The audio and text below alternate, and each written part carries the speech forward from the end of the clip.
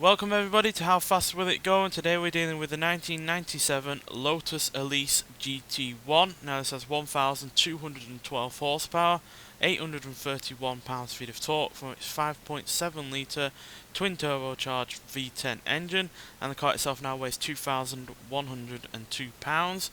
Now has all-wheel drive and it can do 0 to 60 in 1.772 seconds and 0 to 100 in 3.649 seconds. So yeah, this is basically a racing version of the standard Lotus Elise, and as you can see it's got a big rear spoiler and other aerodynamic modifications which are undoubtedly going to slow it down at the top end, but it'll be interesting to see how far it can actually go before it obviously hits the aerodynamic buffer.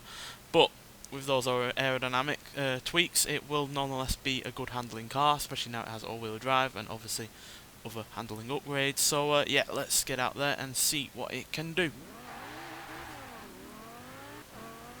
Now obviously it is winter, but luckily the motorways are predominantly free of snow and ice, so it's not going to affect it too much, if at all. And we're already up to 230 miles an hour.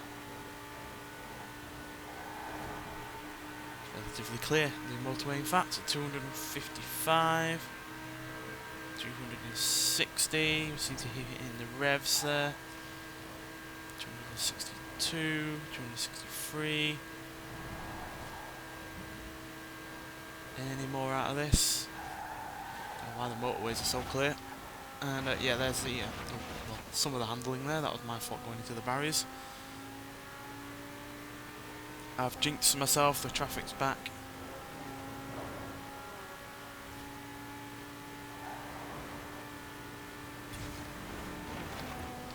Oh dear.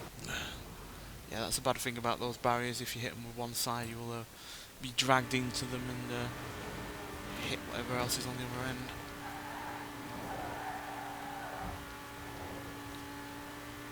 But yeah, it's got fairly good handling, this, especially when we get up to the higher speeds, which is normally when other cars will start to flounder.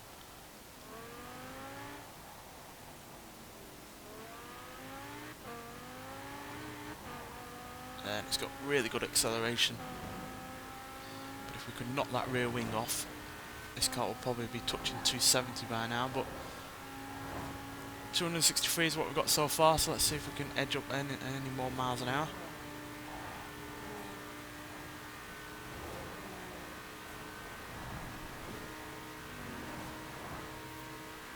One problem with this engine is the lack of torque, which does come into play on this side of the motorway.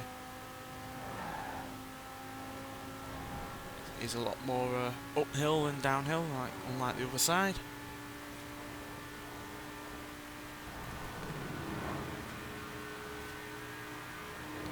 Come on.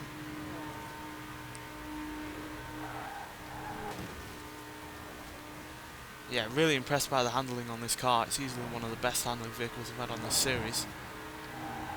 And I'm sure if you want a version that is as good as handling as this, but not quite as extreme, then you could get a really good handling car out of this that is competitive. But yeah, there we go. 263 miles an hour is all we're dealing with today, which is still fairly impressive when you consider how large the rear wing is on this car, and as well as the other aerodynamic tweaks that it's got. And that means it matches the Jaguar lightweight E-Type and the TVR Cerberus B12, which is similarly aged to this.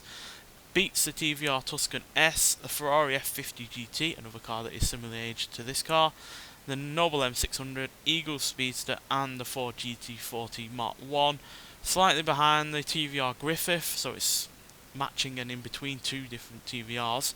And it's also slightly slower than the Porsche Carrera GT and the Porsche Cayman GTS, and obviously way off the likes of the Moser MT900S and all the other cars that are right up at the top. So yeah, it's still a fairly impressive car though.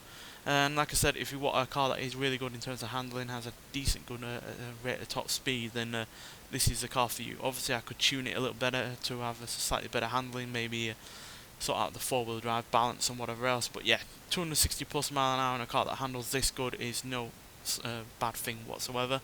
And yeah, easily got up to that rate of speed, had really good acceleration, especially off the line, and yeah, generally enjoyable car to drive. So yeah, there we go. Now this is a barn find, so if you've never gone through the whole of this game's campaign, then you're unlikely to have found this car.